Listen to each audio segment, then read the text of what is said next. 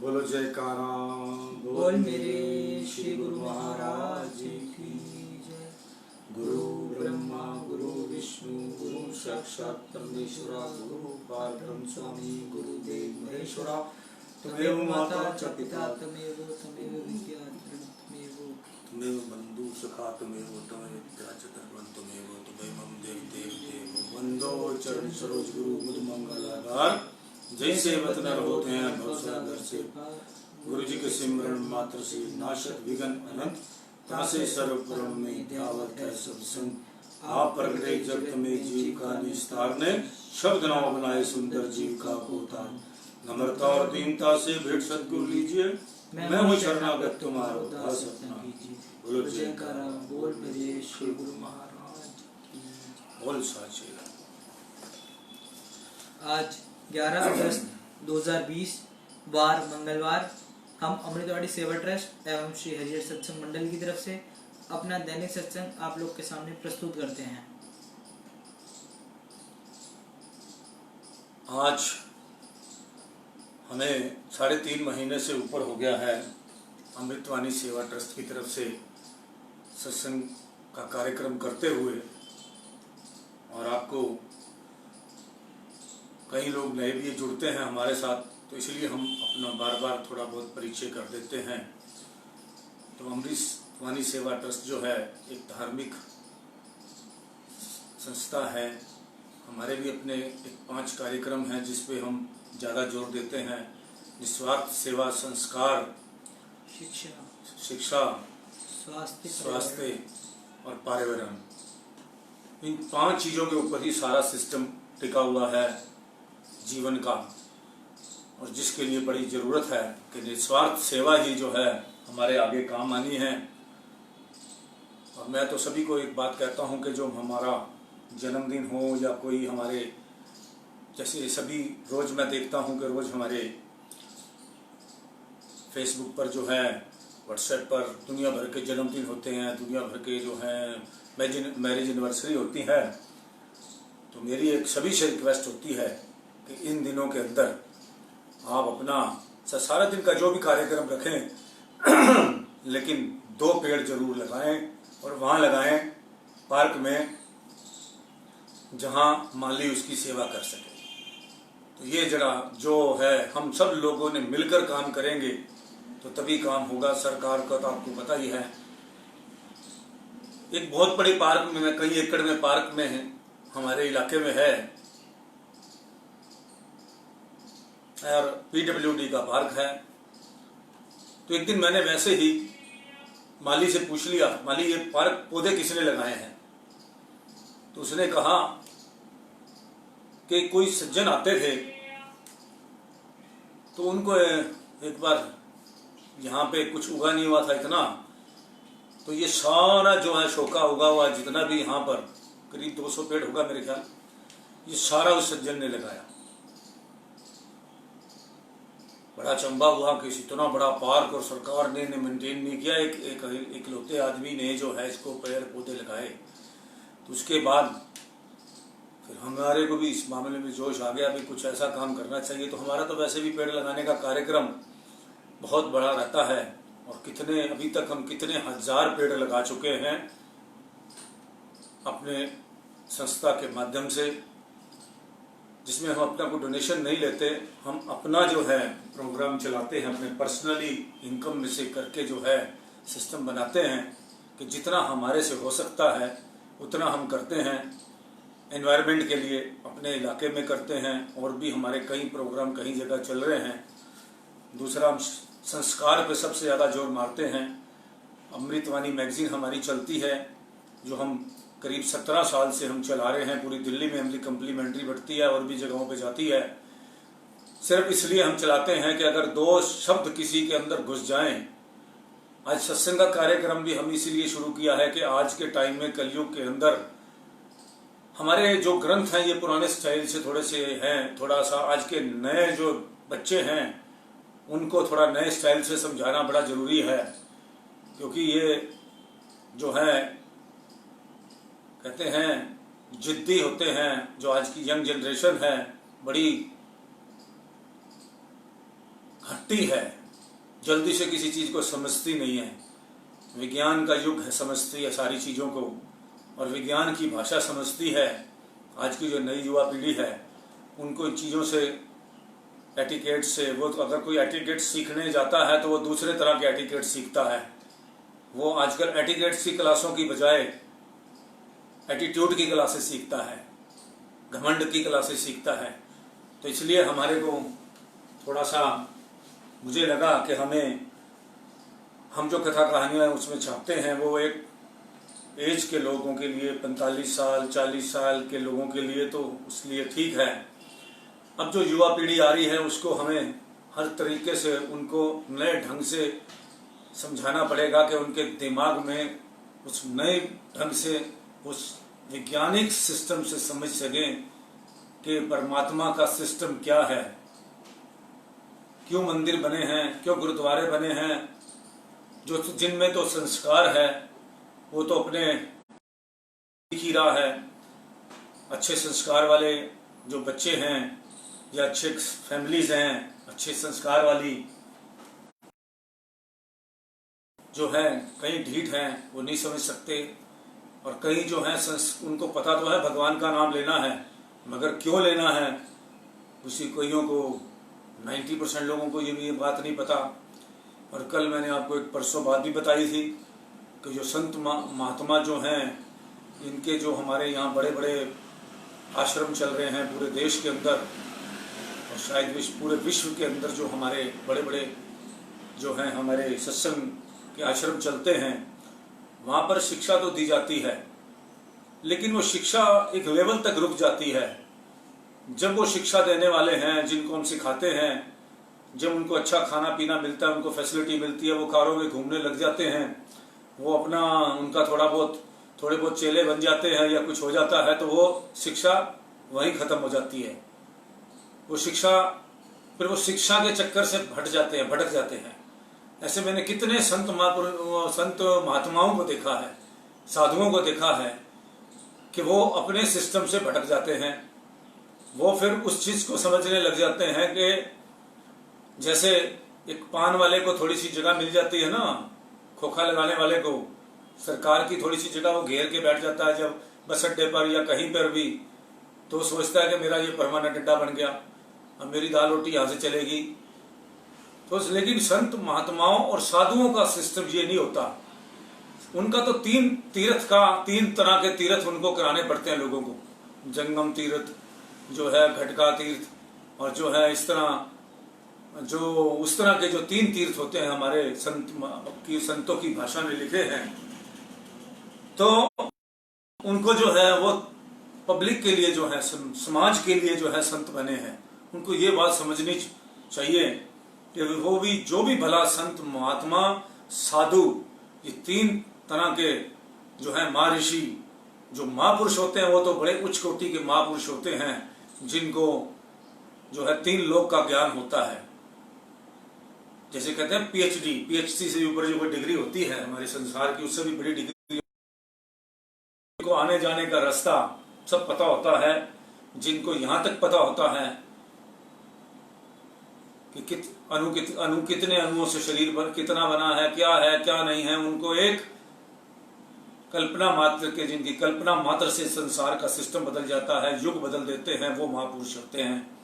जिनकी हम ये सारी जो है पुस्तकें हम जिनकी पढ़ के आपको सुनाते हैं, ये महापुरुषों द्वारा लिखी पुस्तकें हैं। तो वो जो हमें बताते हैं, उनके प्रवचन हम सुनाते हैं, वो बिल्कुल प्योर घी की, देसी घी की तरह। वो देसी घी वैसा नहीं होता मिलावट वाला, जो प्योर बिल्कुल देसी घी होता है, जिसकी एक बूंद जो है घी दूध में पड़ जाए तो पूरी रात ऐसी नींद आए, तो वो महापुरुष होते हैं। तो इसी तरह जो है बाकी है इनकी, मैंने आपको कहा था कि एक दिन मैं आपको सारी उपाधियां बताऊंगा कि कितनी पढ़ाई करने के बाद साधु कहा ही जाता है, कितनी पढ़ाई करने के बाद महात्मा बनते हैं, महात्मा किनको कहा जाता है, संत किनको कहा जाता है। संतों की तो बहुत ऊंची श्रेणी होती है, कपड़े डालने से संत नहीं हो जाता कोई, इतनी ऊंची श्रेणी दी गई है जिसका कोई अंत ही नहीं है। तो इस तरह करके जो है भगवान जो है, हम लोग जो है, तो इसलिए मैं बता रहा था आपको कि एक लेवल पे जाके जो हमारे टीचर बनने वाले होते हैं, जिन्होंने चलते फिरते या स्थायी तीर्थ स्थान बना रखे हैं, या जा जाकर लोगों को जो है घरों में जाकर अपनी भक्ति का संदेश देते हैं, जगह जगह प्रवचन करने के लिए पूरे दुनिया में घूमते हैं। तो इस तरह के 3 तरह के हमारे जो भक्ति के रास्ते बताए गए हैं, तीर्थ बताए गए हैं। एक स्थायी तीर्थ होते हैं जहाँ द्वार है, या हमारे अपने जहाँ पे हम अनंतपुर हैं हमारे जैसे, जहाँ पर जाकर भक्ति जाते हैं, दर्शन करते हैं, वहाँ के नियम करते हैं। दूसरे होते हैं चलते फिरते संत होते हैं, जो अपना जगह जगह अपना संत कथा का प्रवचन करते हैं और आगे बढ़ जाते हैं। तो इसी तरह करके जो है हमारा एक घट का तीर्थ कराने वाले संत होते हैं, जो अपने अंदर की हमारे को जो है, तो ये सब भी तीनों की क्वालिटी जो है हमारे अनंतपुर के अंदर है। तो इस तरह करके उन्हीं के ये लिखे हुए हमारे ग्रंथ हैं, और उन सदगुरुओं की जो है हमारी पुस्तकें हैं लिखी हुई, जिनकी एक एक लाइन के अंदर दुनिया भर का सिस्टम है। तो इसलिए जो है तो आपको शांति वचन भंडार से अमृत वचन सुनाता हूँ। दिखावा ना करना, कर्म को गुप्त रखना ही उन्नति का साधन समझो। बाहर भटकना छोड़कर भीतर झांको, क्योंकि बाहर तो जहाँ जाओगे 5 तत्वों का विस्तार ही दिखाई देगा। संसार में ऐसी कोई वस्तु दिखाई नहीं देती जिससे तृप्ति उपलब्ध हो, इसलिए इसकी आशा त्याग एक मालिक की आस रखो, जिससे शाश्वत तृप्ति प्राप्त हो। संसार में सबसे बड़ा आश्चर्य है कि इंसान यह देख रहा है प्राणी मृत्यु के गाल में जा रहे हैं, परंतु फिर भी वह स्वयं को स्थिर समझता है। सतर्क होकर मन से युद्ध करो। जिस प्रकार लोहा लोहे को काटता है, उसी प्रकार श्रेष्ठ कर्मों से बुरे कर्मों की जड़ को काट दो। तुम अपना धर्म पूरी तरह निभाओ, दूसरे के धर्म में बाधक ना बनो। तुम उन्हें देखकर प्रसन्न हो जिन्हें देखकर तुम्हारे मालिक प्रसन्न होते हैं। यदि हमें मालिक नहीं अपनाते तो इसमें हमारा ही दोष है, क्योंकि हमने अभी तक मनमति का त्याग नहीं किया और संसार के दुख सुख मान अपमान में अपनी सुरती को फंसा रखा है। हम करते हैं कम है और मांगते अधिक है, किंतु उपलब्ध वही होता है जिसके हम अधिकारी हैं। ये बात अच्छी तरह बिठा लीजिए, आज की युवा पीढ़ी खास तौर पे बिठा लें। हम करते कम हैं, मांगते अधिक हैं, किंतु उपलब्ध वही होगा जिसके हम अधिकारी हैं। इसलिए सदैव अप्रसन्न रहते हैं। हम नाखुश क्यों रहते हैं? आज का युवा पीढ़ी नाखुश क्यों रहता है? मैं सारा चाहता हूं सत्संग जो है युवा पीढ़ी पर हो और आज के माँ बाप के ऊपर हो। माँ बाप ना सिखाएं तो इंसान की जिंदगी खत्म है। उस बच्चे का भी इतना कसूर नहीं है जितना माँ बाप का कसूर है, क्योंकि आज मैं चारों तरफ इसी चीज पे स्टडी करने लगा हुआ हूं।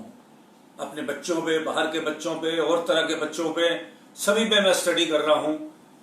मैंने अभी महाभारत पर स्टडी की है कि युद्ध हुआ, सभी कहते हैं द्रौपदी की वजह से युद्ध हुआ था, कि द्रौपदी ने अब शब्द बोले थे, दुर्योधन को चुप गए थे। ठीक है, दुर्योधन एक बदमाश था, कौरव था, कौरव नाम ही पड़ गया बदमाशों का, और पांडव पड़ गया उसका। मगर आप सोचो, धृतराष्ट्र उनका बाप था, उसकी आंखें नहीं थी, और जो है अब जो है माँ बाप वाला, उसे कुछ धृतराष्ट्र की वाइफ ने जो आंखों में पट्टी बांध ली कि अपने वो धर्म निभाने के लिए कि मुझे भी अंधा बन के रहना है जैसे में अपने हस्बैंड रहते हैं। तो ये बच्चा जब दुर्योधन पैदा हुआ और उसके बाद ये सारी शरारतें सिखाने वाला और गलत सोसाइटी में डालने वाला कौन था इन दुर्योधन को? क्या सारे पांडव के सारे के जितने भाई थे पांडव क्या सारे नालायक थे? एक खाली दुर्योधन की नालायकी की और उसके मामा शकुनी के वजह से सारा युद्ध रचा गया। क्योंकि देखो सारे गंदे ऐब दुर्योधन के अंदर थे, जुआ खेलना, ये सारी चीजें जो हैं, ये सारी बातें उस टाइम हुई थी। इसके पीछे सिर्फ एक द्रौपदी कारण नहीं थी, इसके पीछे सारे पालन पोषण बहुत बड़ा कारण था कि धृतराष्ट्र अगर अंधा था तो उनकी वाइफ तो आंखों वाली थी, क्यों नहीं दुर्योधन को उस टाइम संभाल लिया गया? बेदखल कर देते अपने सिस्टम से, मोह में फंसे। उस टाइम भी काम क्रोध मोह लोभ अहंकार का ही साम्राज्य पूरी तरह भारी था। जब महाभारत का युद्ध हुआ है, ये काम क्रोध लोभ मोह अहंकार का युद्ध था उस टाइम, खाली द्रौपदी का नहीं था। द्रौपदी ने तो कटु वचन बोले और उसको कह दिया अंधे की औलाद, वो भी कटु वचन, वो भी गलत थे। मगर बेसिक बात जो है, जो कौरव थे उनके अंदर अच्छी आदतें, गुरुकुल में पढ़े, उनके गुरु थे, भीष्म पितामह थे, दुनिया भर के लोग थे, तो वो एक तरह का गुंडा था, एक तरह का अपने उस टाइम में बदमाशी थी उनकी, राजाओं की जो है सिस्टम था उनका, कि वो बिगड़ा हुआ बगड़ैला लड़का था जिसको किसी ने संवारने की कोशिश नहीं करी। उसके बाद वो गर्ल्स सोसाइटी में चला गया, क्योंकि वो जब गर्ल्स सोसाइटी किसकी थी, उसकी मामा जो है वो शकुनी था, वो गर्ल्स सोसाइटी थी। तो इस तरह करके जो है इसके पीछे भी बहुत बड़ा, ये एक बहुत बड़ा कारण था कि सारी बातें जो हैं इकट्ठे हो गए थे सारे सिस्टम। उसमें एक आदमी सुधारने वाला, दो आदमी सुधारने वाला हो, किसने सिखाया था दुर्योधन को कि भाई तुम एक गांव भी मत दो, 5 गांव मांगे थे पांडवों ने। तो महाभारत ऐसे युद्ध जो हैं ये सारा जो है अहंकार के कारण हुए थे, घमंड के कारण हुए थे, खाली एक ही कारण नहीं था इसके पीछे।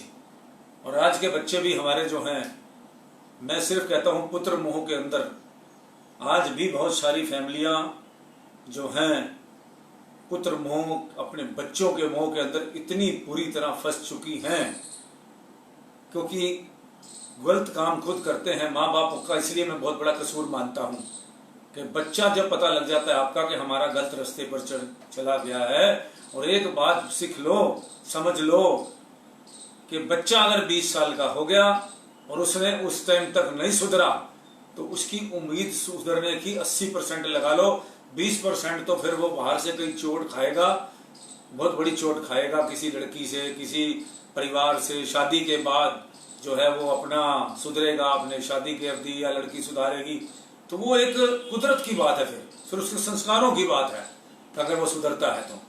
नहीं तो 20-21 साल तक बच्चों के अंदर पूरी तरह संस्कार जो भी देने आपने वो पूरी तरह उसके अंदर घर कर जाते हैं। उसने जो देखना है समाज के अंदर 20-21 साल तक वो सब कुछ देख लेता है। उसके बाद आपको डिसीजन लेना है कि मेरा बेटा जो है वो किस लाइन पे चल सकता है। अगर यही बात उस टाइम ये दुर्योधन के टाइम में देख दी जाती कि ये बच्चा जो है सारे सिस्टम को, इतनी फैमिलियां आपको दिखा दूं जिनके एक बच्चे ने पूरे घर बर्बाद किए हैं। सारे बच्चे अच्छे निकले हैं, एक बच्चा गंदा निकला, पूरी फैमिली ने खत्म कर दिया, और एक बच्चा अच्छा निकला, पूरी फैमिली को आबाद कर गया।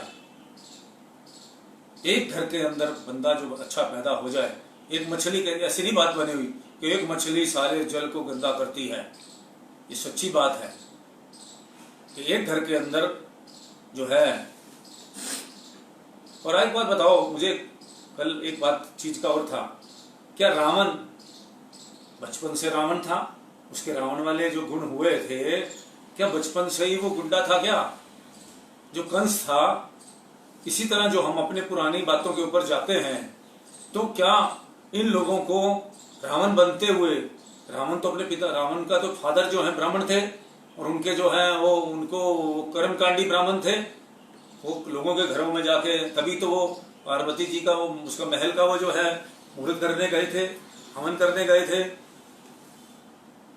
तो रावण के फादर को उस टाइम समझना चाहिए था कि ये इसके अंदर अभिलाषाएं बहुत हैं तो इनको ज्ञान देना चाहिए।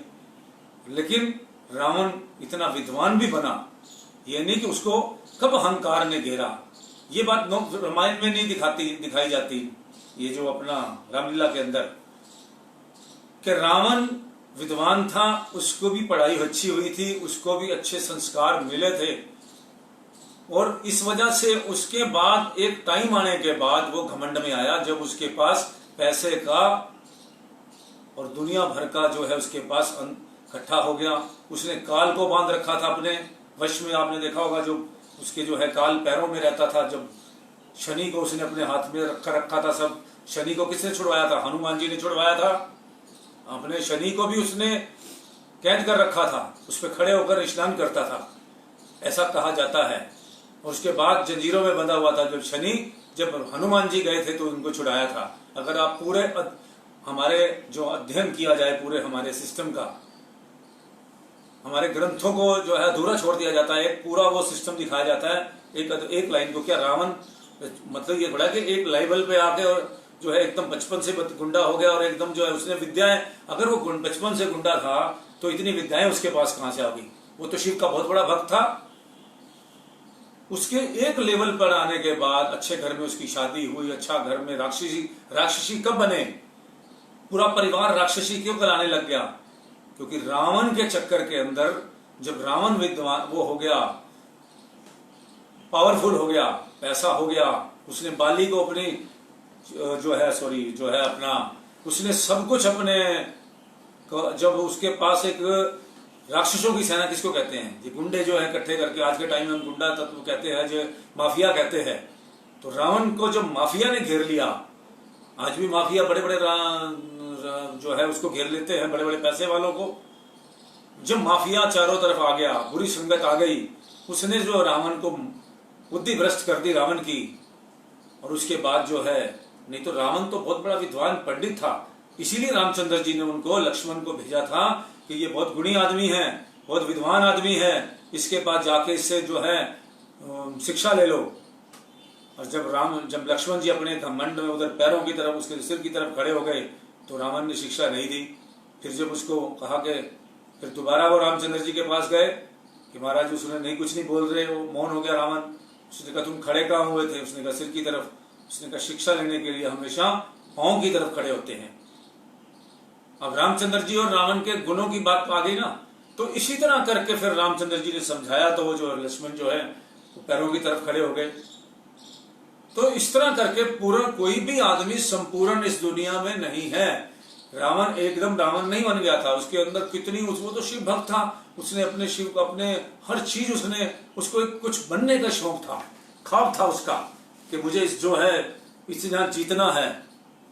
उसको सीता का भी एक ख्वाब था कि मुझे सीता जो है उसको हर के लाना है, अपनी बीवी बनाना है।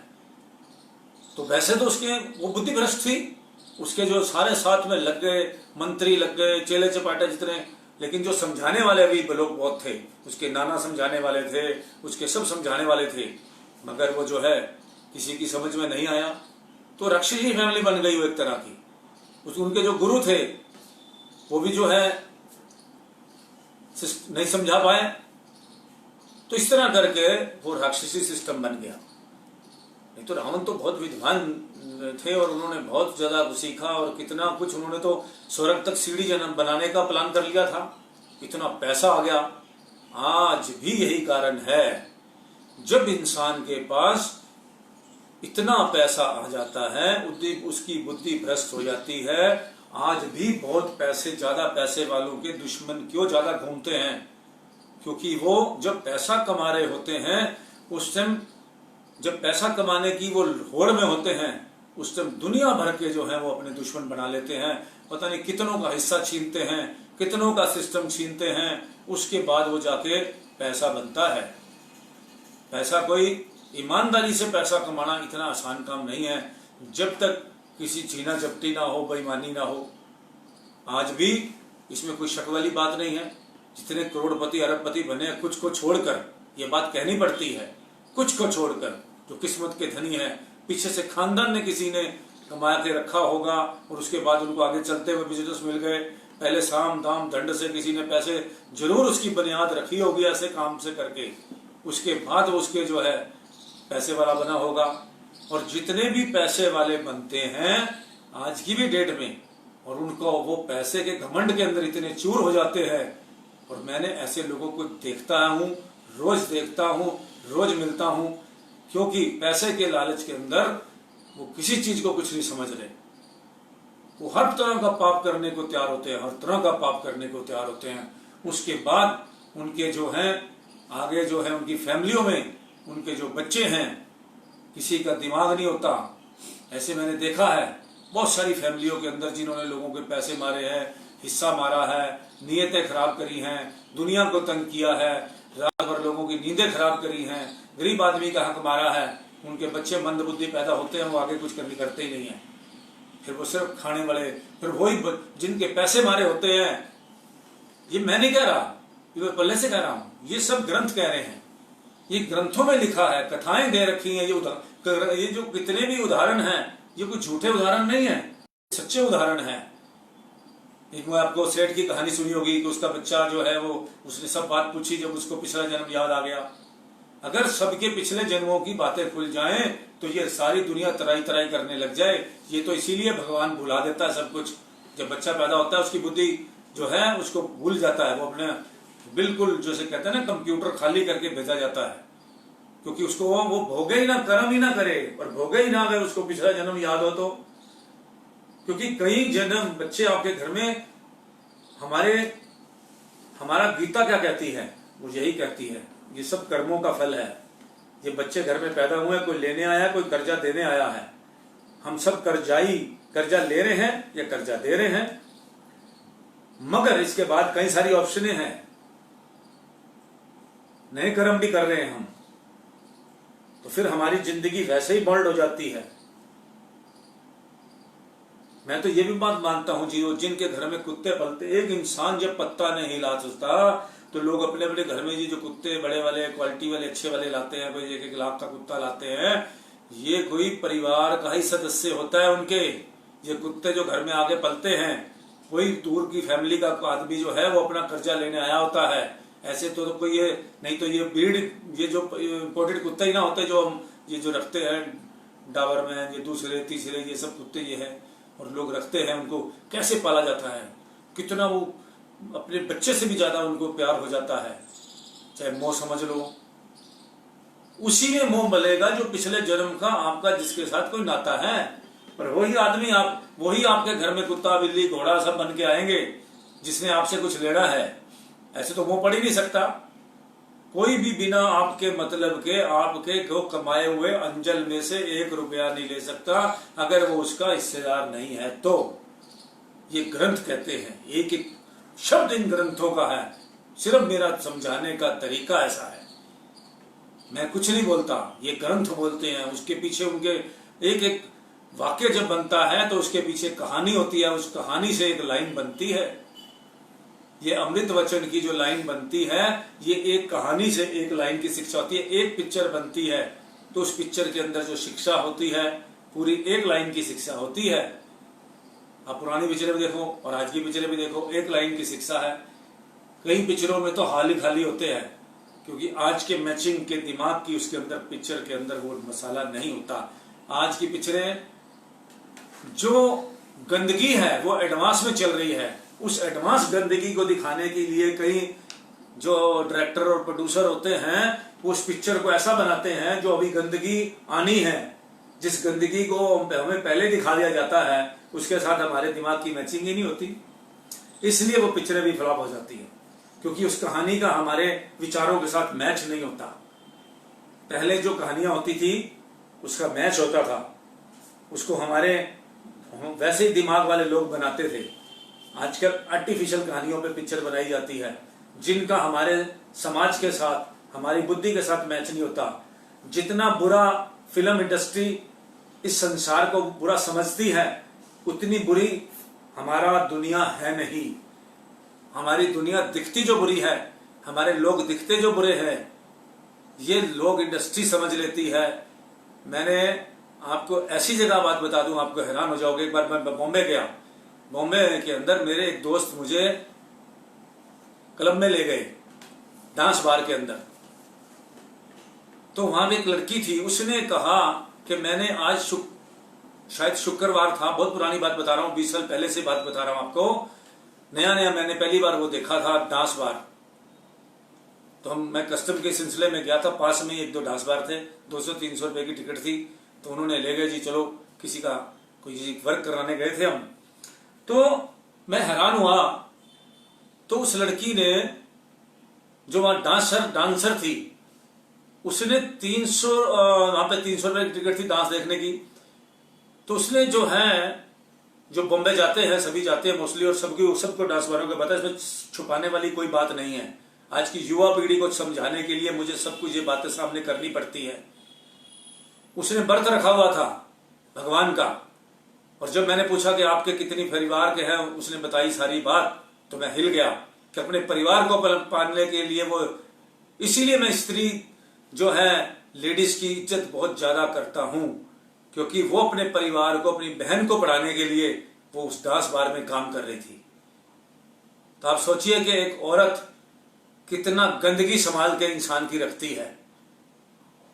आदमी तो इतना गंदा है जिसका कोई हद नहीं, इंसान इतना गंदा है जिसका कोई हद नहीं, लेकिन एक औरत का रोल कितना बड़ा होता है आप सोच भी नहीं सकते। औरत कितनी, मैंने परसों के सत्संग में इस बात को क्लियर नहीं किया था, इसे 5-7 दिन पहले सत्संग किया था कि औरत कितनी गंदगी इंसान की संभाल के रखती है। इसलिए मैं उसको पूजनीय मानता हूं। एक बच्चों से और बड़ों को, बूढ़ों को, सबको प्रणाम करना चाहिए, क्योंकि स्त्री हमारे सारे गुणों को छुपा के रखती है। तो इस तरह करके जो है मैंने उनको बात करी, तो वो मतलब कि ये मत सोचो जितना फिल्म वाले हमारे को गंदा दिखाते हैं उसको एडवांस में हमारी गंदगी को दिखाते हैं, लेकिन इतने गंदे है नहीं, इतना हमारा समाज गंदा नहीं है। अगर गंदा समाज होता तो आज कोरोना में किसी का कोई साथ ही ना देता। आज भी सब हेल्पफुल रहे, पॉजिटिव देखना चाहिए। भक्ति करने वालों ने इतनी भक्ति करी कि जिसका कोई अंत ही नहीं था। ऐसे लगने लगा कि सतयुग आ गया है, कोई कमी नहीं। इंसान कितने अपने आप में कंट्रोल में आ गया। इंसान तो इधर भी मरता है, इधर भी मरता है, लेकिन जीने कौन नहीं देता? ये गंदे लोग, समाज के कीड़े जो हैं, ये हमें जीने नहीं देते। इंसान तो ढंग से जीना जाता है। झूठ बोलने वाले, चोरी वो करने वाले, ये जो जितने भी फ्रॉड लोग हैं, दूसरे का धन दबाने वाले, जो हैं मिसयूज करने वाले, ये माफिया जितने भी हैं, ये सब सरकार का फैलाया हुआ माफिया है। जितने लीडर हैं, जितने बुरे ढंग से काम करने वाले लोग हैं, ये सारे इंसान तो ढंग से जीना चाहता है मगर जीने कोई नहीं देता। उसका कारण क्या है? एक आदमी घर में खुश है, लोग उसको परेशान हो जाते हैं, ये आदमी अपने घर में खुश क्यों है? वो अच्छी तरह से काम कर रहा होता है। वो बच्चा जो है, मैंने कईयों युवाओं को भी देखा, वो अपने घर में अच्छा काम कर रहा है, अपनी फैमिली को पाल रहा है, सब कुछ कर रहा है। पड़ोसियों को दिक्कत है, पेट में दर्द है, उनके बच्चे को कि उनका बच्चा बिगड़ा हुआ है, उनको दिक्कत है कि इनका हमारा बच्चा बिगड़ा हुआ क्यों है, इनका बच्चा सवरा हुआ क्यों है, और वो उसका क्रिटिसाइज करते हैं कि बच्चा ये बहुत ज्यादा सवरा हुआ क्यों है। आज किसी को सिस्टम को सवरा हुआ कोई देख नहीं सकता। ये ईर्ष्या की भावना हमारे सिस्टम को बर्बाद करके रख रही है। तो इस तरह करके हमने जो अपना सिस्टम जो है बिगाड़ रखा है। दुनिया में इतना बुरा है नहीं, इतनी दुनिया बुरी है नहीं जितनी इसको हमारा भारत इतना अच्छा है, हमारा हिंदुस्तान इतना अच्छा है, आज भी इतना कोऑपरेटिव है। कोई भी अच्छी बात होगी फटाफट व्हाट्सएप को एक दूसरे को भेजेंगे कि फटाफट दूसरा भी पढ़ ले, उसका भी भला हो जाए, मेरा भी हो और उसका भी हो। आज इसीलिए ये व्हाट्सएप का जमाना इतनी तेजी से चल रहा है। और कई लोग तो बिना मतलब के किसी से उतना ही बात कर व्हाट्सएप करेंगे जो किसी के, अगर उसके काम का किसी और के, उसको भी नहीं भेजेंगे। ऐसे भी जो है वो ऐसे लोग भी हैं, वो सोचते हमें क्या लेना देना, किसी को क्या भेजना, अच्छा है अपने आप सीख लेगा। और पता नहीं, लेकिन हमारे हिंदुस्तान में लोग सब चाहते हैं, इसीलिए ये सच्ची भावना, अच्छी भावना सभी में है। एक दूसरे को ये धार्मिक व्हाट्सएप भेजते हैं कि भाई कोई हम सीखें, दूसरा भी बने, हमारी तरह बने। एक इंसान की ये प्रकृति की नेचर है। हमारे संत महापुरुषों, हमारे संतों की नेचर है, हमारे महात्माओं की नेचर है, हमारे साधुओं की नेचर है। वो चाहते हैं कि ये सब दुनिया हमारी जैसे बन जाए। एक आदमी दूसरे आदमी को अच्छा है तो वो चाहता है ये भी अच्छा बन जाए। ये नेचर है, अच्छे आदमियों की नेचर है, बुरे आदमियों की नहीं है। बुरे आदमी की तो नेचर ये होती है कि ये दूसरे को डुबाना कैसे है। वो प्लानिंग करते हैं कि जिस स्टेज पे मैं आया हूं उस स्टेज पर कोई ना आए, लेकिन ऐसा होता नहीं है, क्योंकि नेचर किस्मत से ज्यादा कभी भी नहीं देती। ऐसे अभी भी मेरे कई दोस्त ऐसे लगे हुए हैं जो करोड़पति अरबपति जा रहे हैं। लेकिन हम उनको समझा नहीं सकते,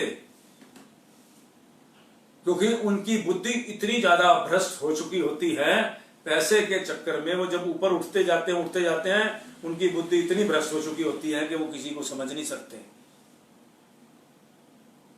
इसीलिए जो है इंसान की बुद्धि का लेवल जब गलत की तरफ बढ़ जाता है तो वो इतना बड़ा गलत हो जाता है कि रावण बन जाता है, कंस बन जाता है। हिरण्यकश्यप कैसे बना था? हिरण्यकश्यप क्या बचपन से हिरण्यकश्यप हो गया था? फिर आप भी देखो उस हिरण्यकश्यप को लास्ट में सीधा कौन करने आया था? भगवान को खुद अवतार लेना पड़ा, क्योंकि उसने दुनिया को इतनी तराई मचा दी थी। चाहे उनका बाद में मुक्ति हो गई, लास्ट क्या था? मुक्ति। इसी तरह कंस को किसने मारा? कृष्ण जी ने। और भगवान को खुद कर इतना ज्यादा उसने पाप कमा दिए कि भगवान को खुद आके अवतार लेना पड़ा। और रावण को किसने मारा? रामचंद्र जी ने। क्योंकि कुछ अच्छी बातें भी होती हैं। मैंने आपको एक बताऊं, कई चीजें मैं देखता हूं कई लोगों के साथ, कई लीडरों के साथ जो है, मैं सोचता हूं कि ये लोग इतना बुरा काम करते हैं, इनके साथ बहुत बुरा क्यों नहीं होता। लेकिन मैंने देखा कई लोगों के बुरे के साथ कुछ अनजाने में वो लोग अच्छे काम भी कर जाते हैं, या उनकी पत्नियां करा देती हैं उनसे अच्छे काम, या उनका कुछ ऐसा पैसा जो है वो अच्छी तरफ लगने लग जाता है। आपने किसी को पैसे दिए और उस पैसे से उसने अच्छा ऐसा धर्म कर दिया कि उसका फल आपको भी मिलेगा, क्योंकि आपने पैसा दिया, आपने मदद की, उस मदद से उस बच्चे की जिंदगी बन गई, तो वो फल जो उस बच्चे की जिंदगी बन गई तो फल आपको भी मिलेगा, क्योंकि आपने अपने कर्म किए हुए पैसों से उस बच्चे को मदद की थी। ये मेरा रिसर्च है, और उसी रिसर्च के साथ ये मैचिंग करती है हमारी जो पुस्तकें हैं। खोजना मेरी आदत है, और खोज कर बताना भी मेरी आदत है कि किस तरह से इंसान जो है अपनी प्रालब्ध को अपने बैंक में जो, इसलिए ऐसे कई लोग हैं जो कुछ बुरा करते भी रहते हैं मगर उनके साथ इतना बुरा नहीं होता, क्योंकि वो कुछ कर्म भी ऐसे बैलेंसिंग कर्म होते हैं जिनकी वजह से, मगर फिर भी वो कारण फिर वहीं आ जाते हैं। वो 84 के चक्कर में फिर आते हैं। वो अगर वो जन्म लेंगे तो अपने कर्मों के हिसाब से, फिर वही बात बताई मैंने आपको कि फिर वो मिलिट्री का घोड़ा बन जाएगा, या फिर मिलिट्री में चला जाएगा, या किसी ऐसी जगह पे लग जाएगा, या अल्सेशियन कुत्ता बन जाएगा, या जो है वो बिल्ली बन जाएगा, जो लोग बड़े बड़े करोड़पति पालते हैं। भोगना तो उसने है सुख, क्योंकि उसने कर्म ऐसे करे हैं अच्छे, लेकिन इंसानों वाला काम ऐसा नहीं करा कि इंसान बनकर भक्ति करें। जब तक वो भोग रहा है, स्वर्ग भोग रहा है, तो स्वर्ग के बाद जैसे उसके कर्म खत्म हो जाएंगे फिर वो नरक का अधिकारी बन जाएगा, क्योंकि उसके कर्म खत्म हो जाएंगे। और इस जीवन मरण से छूटने का रास्ता क्या है? वो है महापुरुषों की संगत, महापुरुषों का भक्ति का रास्ता, उनकी क्लास। और वो जो है उसमें जो निस्वार्थ कर्म है, वो निस्वार्थ कर्म बहुत कुछ आगे चलाते हैं। मुक्ति का द्वार कौन कैसे मिलता है, वो हमारे सदगुरु समझाते हैं। जब हम सच्चे सदगुरुओं की शरण में जाते हैं उसके बाद हमारा ये सिस्टम वो वाला शुरू होता है जो हमें मुक्ति के द्वार ले जाता है। बाकी तो जो मैंने आपको सिस्टम समझाया, ये तो कर्म करो गंदे होगा गंदा, अच्छे करोगे अच्छा मिलेगा, मीडियम करोगे मीडियम हो जाओगे। तो ये सारा सिस्टम जो है सब लेन देन का संबंध है, ये बच्चों का भी लेन देन का संबंध है। टोटल खेल कर्मों का है। एक एक कर्म सोच कर करिए, एक एक नाम जपेंगे, हर नाम का जपने का आपको फायदा होगा। जाने अनजाने भी नाम जपोगे तब भी उसका फायदा होगा, जाने अनजाने भी गलत काम हो जाएंगे उसका भी नुकसान होगा। तो इसलिए जो है आज हम यही स्टॉप हो गए, आगे चलते हैं। हम करते कम है और मांगते अधिक है, किंतु उपलब्ध वही होगा जिसके हम अधिकारी हैं, इसलिए सदैव अप्रसन्न रहते हैं। सच्चे वैरागी को संसार की अच्छी से अच्छी वस्तु, यहाँ तक कि शारीरिक आवश्यकताओं में बोझ स्वरूप नजर आती हैं। वे अपनी आवश्यकताओं इस प्रकार पूर्ण करते हैं जैसे रोगी औषधि का प्रयोग करते हैं। जो बिल्कुल वैरागी आदमी होता है, भगवान की तरफ चलने वाला होता है, आप देखो उनको जब, और जिसको एक तरह की इच्छाएं पूरी हो जाती है, उनके घर में भी सामान बहुत कम से कम मिलता है, उनकी इच्छाएं बस इतनी तक लिमिट तक रह जाती हैं, वो प्रभु भजन करते हैं। जिस तरह से इंसान अपने जीने के लिए एक दवाई खाता है, इसी तरह वो इंसान अपना खाने पीने का भी और पहनने का भी इतना ही सिस्टम रखते हैं कि जिससे उनकी जरूरतें पूरी हो जाएं, वैसे वो वैरागी होता है। तो कभी कभी हम परोपकार करते करते रुक जाते हैं कि हमारे विचारों के अनुसार कोई नहीं चलता, परंतु ऐसा होना नहीं चाहिए, क्योंकि संसार में हर प्रकार के विचारों के लोग पूरक बढ़ते हुए अपने उद्देश्य को पूरा करने में जुटे रहना चाहिए। जिन्हें मृत्यु स्मरण है वे अपनी आत्मिक उन्नति से कभी काफिल नहीं होते। यदि भक्ति करना कठिन है तो 84 भोगना भी कोई आसान काम नहीं है। नरक आदि सहन करने की अपेक्षा यहाँ की कठिनाइयां सहन करके भक्ति मार्ग में दृढ़ता से बढ़ते जाना और अलौकिक सुख को पा लेना हजारों गुना उत्तम है। अगर हम थोड़ा बहुत भक्ति के अंदर, भक्ति करने में भी कठिनाइयां आती हैं, इसमें कोई शक वाली बात नहीं है। मन को बिठाना, मन को साधना, मन के अंदर से विचारों को निकालना, गंदे विचार अलग करना, ये भी बहुत बड़ी एक साधना है। और एकदम बुरा मन में कोई आए, उस विचारों को फटाफट पलट जाना, उस काम को नहीं करना, ये सारी बातें जो हैं भक्ति के मार्ग में आती हैं। जब भक्ति क्लास में चलोगे तो मन पवित्र करने के लिए आपको बड़ा कुछ करना पड़ेगा। इस तन को पवित्र तो करने के लिए चलो साबुन से नहा लिया, कुछ भी कर लिया, तो ये सारी बातें जो है, यदि तुम्हारी इच्छा अनुसार सब कुछ नहीं होता तो दिल में कोई विचार ना करो, धैर्य और सहनशीलता से मालिक की मौज में खुश रहो। अगर आपके अनुसार, विचारों के अनुसार अभी कुछ नहीं हो रहा, इसका मतलब अभी कर्म आपको कुछ और नया कराना चाहते हैं। अपनी धैर्य और सहनशीलता के साथ लगे रहो। कई बार आप कोशिश करते हो कि मुझे ये पता नहीं, मैं सब कुछ तो कर रहा हूँ एफर्ट्स, मगर ये अभी मुझे ये मकान नहीं मिल रहा, या मुझे ये अभी मेरी ये जो है कर्जा उतार नहीं रहा, कोशिश भी बहुत कर रहा हूँ। तो सोचिए इसके पीछे कारण कुछ और होगा। अभी मालिक नहीं चाहते, कोई परीक्षा है, कोई सिस्टम है, कोई और कर्म आके आएगा, किसी इसके पीछे कोई कारण होगा। तो इस तरह करके इंसान को धैर्य और उसके साथ रहना चाहिए। जो सेवक भक्ति के गहरे भेदों से अभिन्न है, कभी कभी भूलकर संसारियों के बाह्य आडंबर देखकर उन्हें सुखी और शांति समझते हैं, परंतु यदि उन्हें भक्ति में वास्तविक आनंद का अनुभव हो जाए कि भक्ति मार्ग के सादा जीवन में अपार सुख अथाह शांति समाई हुई है, तो फिर उन्हें संसारी आडंबर बिल्कुल फीके प्रतीत होंगे। इस बात में आपको मैं एक बात जोड़ता हूं। आज मैं थोड़ा फील कर रहा था तो वही एक बात आ गई, तो मैं आपको भी वो भी समझा देता हूं। हम महीने के अंदर, साल के अंदर करीब मैं 60-70 शादियां अटेंड करता था। कोरोना नहीं था, एवरेज है। हर आदमी किसी, कोई 10 करता होगा, कोई 20 करता होगा, कोई 30 करता होगा, रिलेशन की बात है कोई। लेकिन जो एक सीजन होते हैं शादियों के, वो कभी 70-80 होते हैं, और लगभग जो पब्लिक डीलिंग में इंसान होता है उसके मोस्टली कार्ड आए होते हैं। एक घर में एक दिन के 4-4 कार्ड आए होते हैं।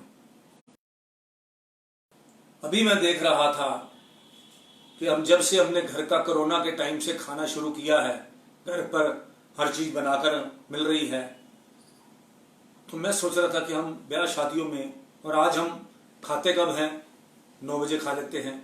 मैं सबकी बात नहीं कर रहा, कुछ अभी भी क्लबों में जा रहे हैं, कुछ अभी भी बाहर का खा रहे हैं, रोज खा रहे हैं। नहीं कि दुकानें बंद हो गई हैं भटूरे छोले खाने वालों की, ये सब कुछ बंद हो गया है।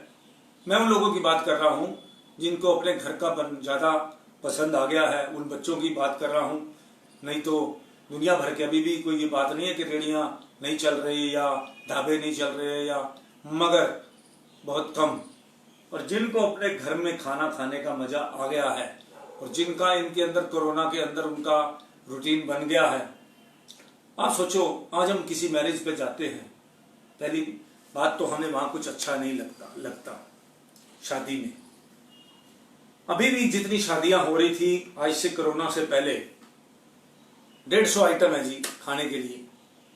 मेन्यू कितने का होता है, कितना बड़ा मेन्यू होता है, 200 आइटम। और खाते कितने बजे हैं, जब शादी में ही हम भीड़ में फंस के 12 बजे पहुंच रहे हैं, 11 बजे। पीक टाइम कब होता है शादी के अंदर, 9 बजे तक तो परिवार के लोग आते हैं। 9:30 बजे रिश्तेदार आने शुरू होते हैं। 10 से लेकर 12 बजे, 11:30, 12 बजे तक शादियों में पीक टाइम होता है। 1.5 घंटे का पीक टाइम होता है जब एकदम लोग आते हैं। और जो है 12 बजे के लोग, 11:30 बजे लोग छटना शुरू हो जाते हैं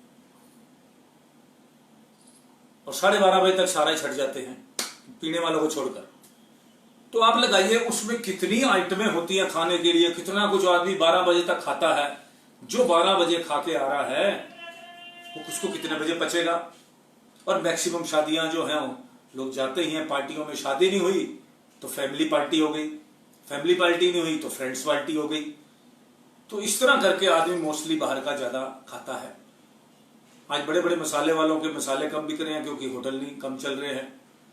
अभी एक मसाले वालों से मैंने बात करी कि तुम्हारा काम तो कम नहीं हुआ होगा। बोला नहीं जी बहुत कम हो गया, क्योंकि मसाले जो हैं आजकल जो हैं, जो जितना घर के अंदर लोग इतना स्पाइसी नहीं खाते। स्पाइसी चलता है शादी ब्याह में, होटलों में खूब स्पाइसी होता है, जीभ जल जाती है। इतना ज्यादा लहसुन और धनिया और इतनी ज्यादा होती है कि आपकी मुंह पक जाता है। इतना गर्म खाना होता है। हम यही बात मैं आपको नोट कर रहा हूं कि जब हम बाहर से खाकर आते हैं सारी रात बेचैन रहते हैं शादियों।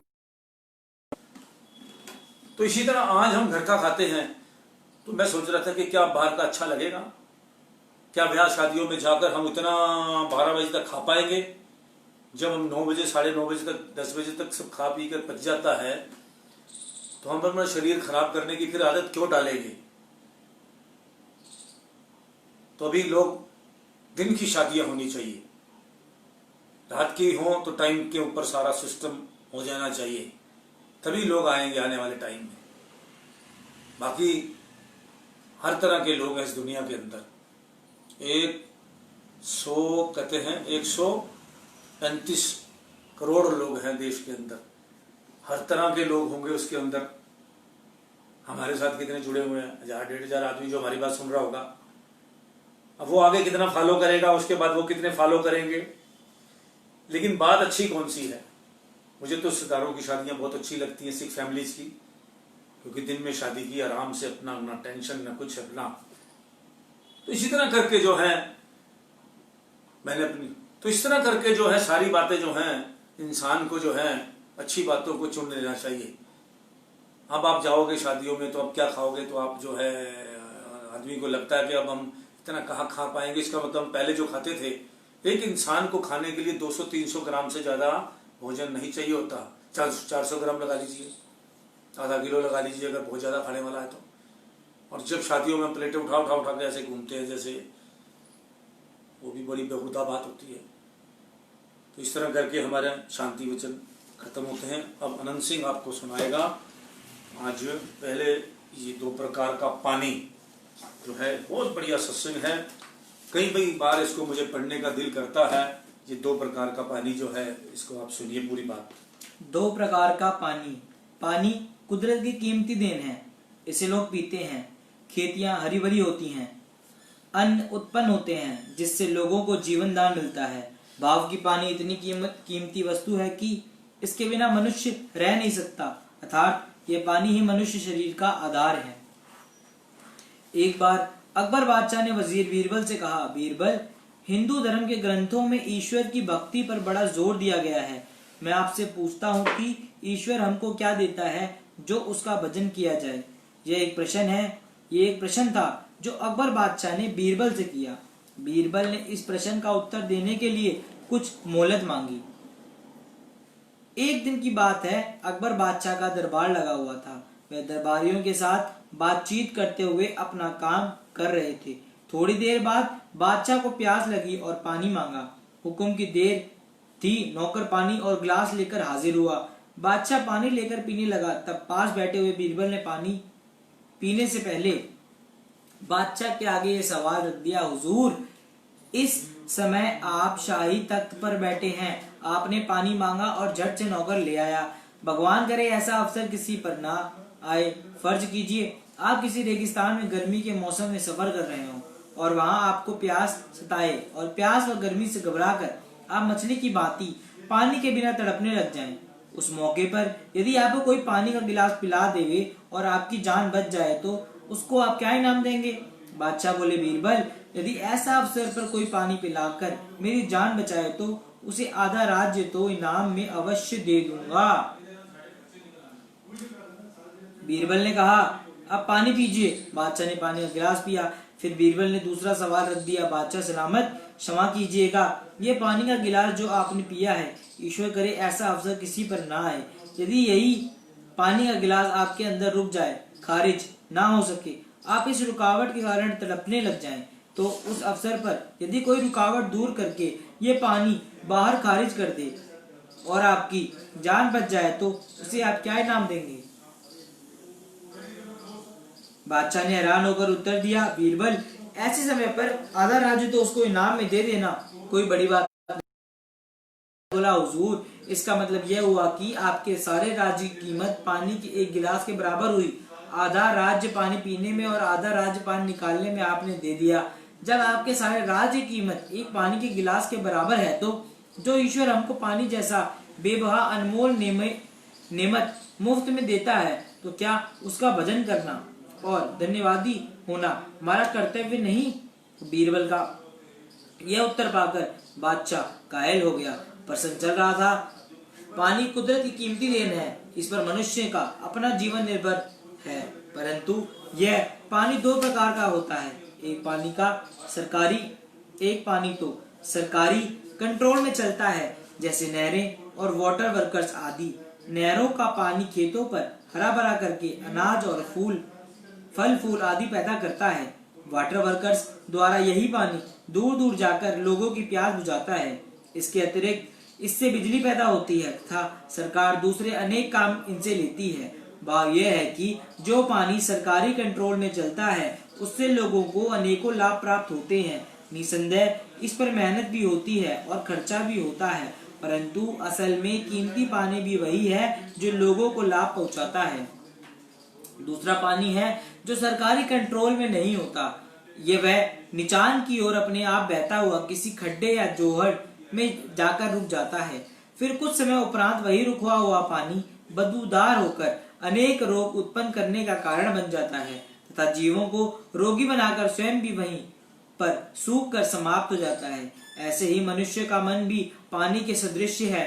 भक्ति का मार्ग ऊंचा है और माया का मार्ग नीचा है। मन रूपी पानी को भक्ति मार्ग पर चलाने के लिए रूहानी सरकार को मेहनत तो करनी पड़ती है और माया के मार्ग पर चलने वाला मन रूपी पानी चूंकि रूहानी सरकार के कंट्रोल में नहीं होता, इसलिए वह माया के मार्ग पर अपने आप चला जाता है। परंतु दोनों मार्गों पर चलने में अंतर बहुत है। भक्ति का मार्ग ऊंचा होने के कारण मन उस पर चलना कठिन मानता है, परंतु माया का मार्ग नीचा होने की वजह से मन रूपी पानी उसमें अपने आप चला जाता है। लेकिन दूसरों के लिए तो भक्ति का मार्ग ही लाभदायक है। माया के मार्ग में तो हानि ही हानि है।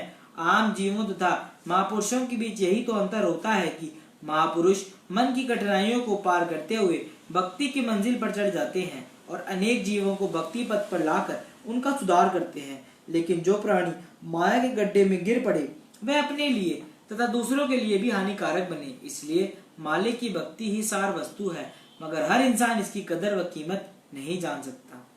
बोलो जयकारा बोल मेरे श्री गुरु महाराज की जय।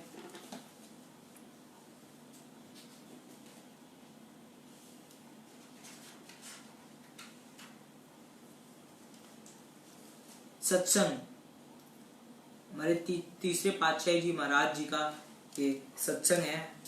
सार उपदेश, गुरुमुख और मनमुख। गुरुमुख की तवज्जो हमेशा सदगुरु की मौज उनके वचन पर होती है। उसने अपने ख्याल और अपनी तवज्जो का मरकज सदगुरु को बनाया हुआ है। सदगुरु का वचन ही उसकी पूंजी और जायदाद है। मनमुख ने अपना मरकज माया के सामानों को बनाया हुआ है और उसने अपनी सूरती या तवज्जो को उसी में फंसा रखा है। गुरुमुख और मनमुख के काम में इतना बड़ा बारी अंतर है कि जिसका अंदाजा नहीं लगाया जा सकता। गुरुमुख की सूरती का मिलान और तवज्जो का झुकाव रोशनी की तरफ रहता है तथा मनमुख की तवज्जो का झुकाव अंधेरे की तरफ है। गुरुमुख ने अपनी जायदाद और ख्याल का मरकज या आदर्श सदगुरु को बना रखा है। उसके मन में सदगुरु का ध्यान बसता है। सदगुरु का वचन ही उसको रानुमा होता है। मनमुख जीव का संबंध मन और माया से रहता है, उसका आदर्श माया ही है। माया के सभी संबंध अनित्य, नाशवंत और दुख रूप होते हैं। माया की प्रत्येक वस्तु दुख रूप है और उसके लगाव का नतीजा भी दुख ही दुख होता है। गुरुमुख अपने मन पर माया और काल का अधिपत्य नहीं होने देता। वह माया और काल के हमलों से बचकर रहता है। माया तो प्रत्येक जीव पर अपनी वार करती है, यह सब पर अपना गलबा और दबाव डालना चाहती है। आम जीव तो इस माया में अटक जाते हैं, किंतु वही इसके गलबा से छूटने की कोशिश करते हैं जो भक्ति के ख्वाहिशमंद होते हैं। जब कभी माया या बुराई के ख्याल मन पर अधिकार पाने लगे तो उनको सद्गुरु के वचन की सहायता से काटना चाहिए। गुरुमुख हमेशा अपने ख्यालों की काट छांट में लगा रहता है, अर्थात जब जब माया के ख्याल गलबा डाले उन्हें साथ ही साथ काटते रहना चाहिए ताकि वे मन में घर ना करने पाए। यह काम उसी प्रकार का करना होगा जिस